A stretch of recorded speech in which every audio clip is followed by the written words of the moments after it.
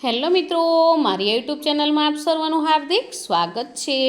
આજે આપણે ધોરણ 2 વિષય ગુજરાતી અને એકમ 1 ટબુકલું હું ટાઢું આ એક અજમાયશી પુસ્તક છે અને આ એકમનું આજે આપણે સંપૂર્ણ સોલ્યુશન જોવાના છીએ।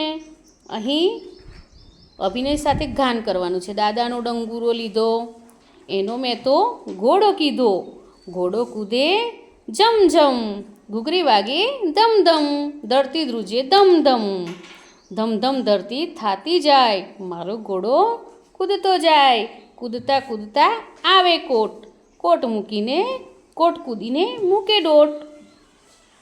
પછી અહીં વાતચીત કરવાની છે કે તમે ઘોડો જોયો છે? ક્યાં ક્યાં? તો હા, મેં ઘોડો જોયો છે લગ્ન પ્રસંગમાં અને અમારા ગામમાં જોયો છે। પછી તમે ક્યારેય ઘોડો ઘોડો રમત રમ્યા છો? કોની સાથે? તો હા, હું ઘોડો ઘોડો રમત રમી છું અને એ પણ મિત્રો સાથે રમી છું। તમે કોને કોને લાકડી લઈને ચાલતા જોયા છે? તો મેં ઘરડા લોકોને અને કોઈને પગે તકલીફ થઈ હોય ને એમને। દાદા શબ્દ આવતો હોય એવું ગીત ગાઓ, તો દાદા હાલો ને હું તું રમીએ। લાકડીથી કઈ કઈ રમત રમી શકાય? તો ગિલ્લી દંડા, ઘોડો ઘોડો, પછી ગેડી દડો। તમારી પાસે ઘોડો હોય તો તમે શું કરો? તો હું તેના પર બેસીને ગામમાં જ ફરવા જાઉં, મિત્રોના ઘરે જઈશ।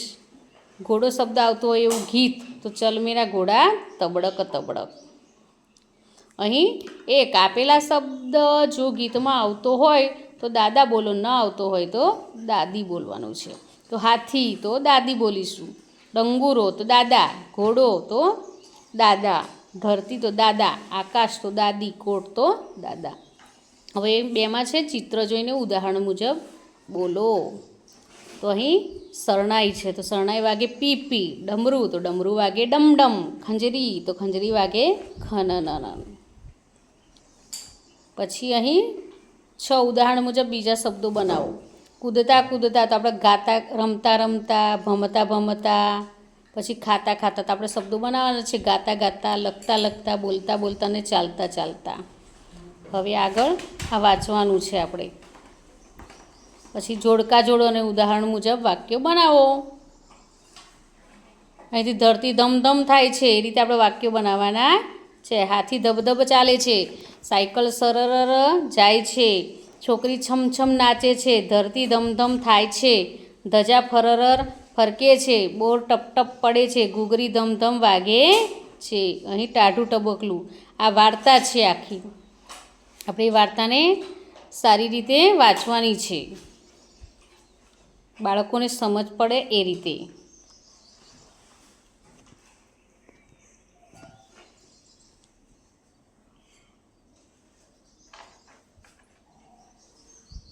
પછી વાતચીત કરવાની છે। તમે શાનાથી ડરો છો? તો મને સાપ અને કૂતરાનો ડર લાગે છે। તમે શાની સવારી કરી છે? તો મેં ઘોડા પર સવારી કરી છે।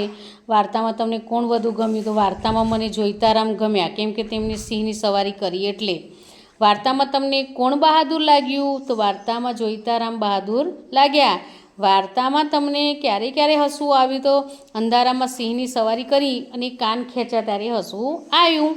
પછી આગળ તમારે કોઈને બીવડાવવાનું હોય તો કેવી રીતે બીવડાવશો? તો અંધારામાં વિચિત્ર અવાજો કરીને બીવડાવવું। વાર્તાના આધારે સાચું હોય તો ટન ટન બોલો અને ખોટું હોય તો ધમ બોલો। તો એક ડોશીમા ગામમાં ઝૂંપડી બાંધીને રહેતા હતા, તો ધમ, ડોશીમાને વરસાદના છાંટાની બીક લાગતી હતી, તો ટન, વાંદરો વાતનો નિકાલ કરવા ઝાડ પાસે ગયો, તો ટન, સિંહ ટાઢા ટબુકલાને જોઈને ભાગ્યો, તો ધમ, જોઈતારામ સિંહથી ડરતો ન હતો, ધમ, વાંદરાની પૂંછડી તૂટી ગઈ, તો ટન। કૌંસમાં આપેલા મૂળાક્ષરનો ઉપયોગ કરી ખાલી જગ્યા પૂરો। તો અહીં મૂળાક્ષરો આપેલા છે તે આપણે ખાલી જગ્યામાં લખવાના છે અને આખો શબ્દ પૂરો કરવાનો છે। તો 11 કૌંસમાં મૂળાક્ષર પસંદ કરી ખાલી જગ્યા પૂરો। તો અહીં આ ટપાલી છે, ટપુએ ઢગલો કર્યો, મેં જાંબુ ખાધા અને ઠળિયા ફેંક્યા, મમ્મીએ ઘડો ભર્યો, મેં સવારે દૂધ પીધું, અમે ધાબા પર પાપડ સૂકવ્યા, બાળકો વડલા નીચે બેઠા, વાંદરો કેળું ખાય છે. હવે આ 12 ચિત્રનો વાર્તાક્રમ આપી વાર્તા કરો. અહીં આ ચિત્ર આપ્યા છે, આપણે ક્રમ આપવાના છે અને પૂરી કરવાની છે. તો અહીં 1 આવશે, પછી નીચે 2, 3, 4, 5 અને 6 એ રીતે આપણે ક્રમ આપીશું. પછી 13 આપેલા વાક્ય વાર્તામાંથી શોધી તેની નીચે લીટી કરવાની છે. તો આપણે વાર્તા છે ને એ વાક્ય વાર્તામાં શોધવાના છે અને એના નીચે આપણે લીટી કરવાની છે. પછી અહીં 14 ખૂટતું લખો. તો પહેલામાં વરસાદ આવશે, બીજામાં ગધેડો અને ત્રીજોમાં હુપાહુપ આવશે. પછી 15 નીચેના વાક્ય કોણ બોલ્યું હશે તે વિચારીને લખો. તો પહેલું વાક્ય ડોશીમાં, પછી બીજું વાક્ય સિંહ બોલે, ત્રીજું જોઈતારામ, ચોથું વાંદરો, પાંચમું સિંહ અને છઠ્ઠું સિંહણ અને સાતમું છે જોઈતારામ. હવે અહીં વાક્યોને વાર્તાના ઘટના ક્રમમાં ગોઠવો અને ક્રમ પ્રમાણે લખો. તો એ પહેલું છે ડોશીમાં બેઠા બેઠા રેટીઓ કાઢતા હતા. પછી આગળ આવશે બહાર એક સિંહ લપાઈને બેઠો હતો. ત્રીજામાં આવશે સિંહ અને સિંહણ ઝપાટાબંધ ભાગ્યા, ત્યાં સામે વાંદરાભાઈ મળ્યા. સિંહ અને સિંહણ વાદે ચડ્યા. સિંહ અને સિંહણે છેટે ઊભા રહીને પેલું ઝાડ બતાવ્યું. છેવટે વાંદરાભાઈનું પૂંછડું તૂટી ગયું. ચિત્રને આધારે જવાબ લખો. તો હું કોણ છું? તો સિંહ. મને ક્યાં જોયો છે? હા, પ્રાણી સંગ્રહાલય અને જંગલ. હું શું કરતો હોય? તો આમ તેમ ફરતો હતો. પછી આ ચિત્ર વાઘનું છે. તો હું કોણ છું? તો વાઘ. મને ક્યાં ક્યાં જોયો? તો પ્રાણી સંગ્રહાલયમાં. હું શું કરતો હતો? તો મેળા પર બેઠો હતો. પછી વાંદરાનું ચિત્ર છે. હું કોણ છું? તો વાંદરો. મને ક્યાં જોયો? તો જંગલમાં, શહેરમાં. હું શું કરતો હતો? તો ઝાડ પર કૂદાકૂદ કરતો હતો. પછી આ ગધેડાનું ચિત્ર છે. હું કોણ છું? તો ગધેડો. મને ક્યાં ક્યાં જોયો? તો ગામમાં, શહેરમાં. હું શું કરતો હતો? તો ભાર ઉપાડીને જતો હતો. અહીં પંક્તિઓ પૂર્ણ કરવાની છે. પહેલામાં કટકટ આવશે, બીજામાં ખટખટ, ત્રીજામાં ઝગમગ, ચોથામાં લબલબ અને પાંચમામાં ઝટપટ. પ્રશ્નોના જવાબ 1-2 વાક્યમાં લખો. તો વાર્તામાં કોનું પૂંછડું તૂટી ગયું? તો વાંદરાનું.